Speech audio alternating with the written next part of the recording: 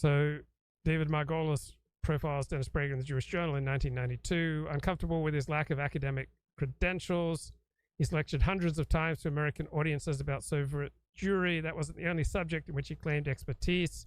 He leapt onto the Jewish lecture circuit with talks on why Jewish youth was alienated from Jewish life. All right, back to the Grometer. Number 6 point, Cassandra complex. Gurus like to claim prescience among their many talents. Their heightened insight gives them a superior ability to predict the future, and they will enjoy dwelling on those instances at which they made a purportedly correct prediction. They will not mention or acknowledge the times when they got it wrong. So I remember when Dennis Prager proclaimed that Bob Dole will never win the Republican nomination for presidency because he said something skeptical about Israel. So the narrative of grievance plays a big role in being a guru. A heightened sense of how the world is not right, ought to be fixed, and that they are the persons to do it is a common feature of gurus. So Dennis Prager published a column.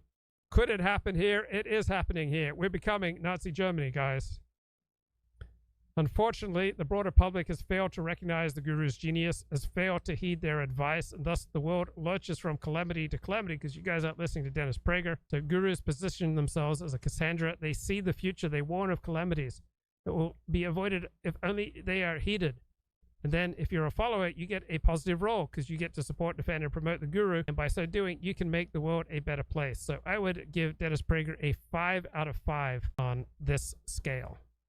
Back to decoding the gurus. The degree to which it's frustrating or productive, like you do engage, with the heterodox sphere, and I think that's good. There are discussions on there that are not kind of hyperbolic and partisan. I think people have genuine questions as well. But how do you deal with that fact that, there's so much heat and fury around the topic and so much strong opinion, but coupled with a lack of research? That's a bit that I would find personally hard to deal with. And I have had my run-ins with Sam Harris on a similar thing where he talked about the Christchurch shooter manifesto in some depth on several podcasts. He never read the manifesto. This is a particular bugbear of mine because I published research about manifesto analysis. But yeah, so that lack of research, it just really grates on my soul. And I'm sorry to project it onto you, but I'm just curious because you deal with it much more directly. I think the only, I really like, first of all, I like arguing, but I also really like engaging with people that I have disagreements with. I've always felt like, I had fun on the...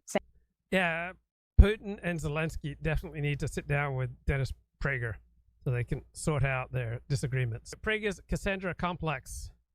Joe Biden and the Democrats, Prager says, why do these people want to destroy the economy? So in school at the Yeshiva of Flatbush, right, and before that, Prager's classmates liked Dennis, right? They always elected him class president.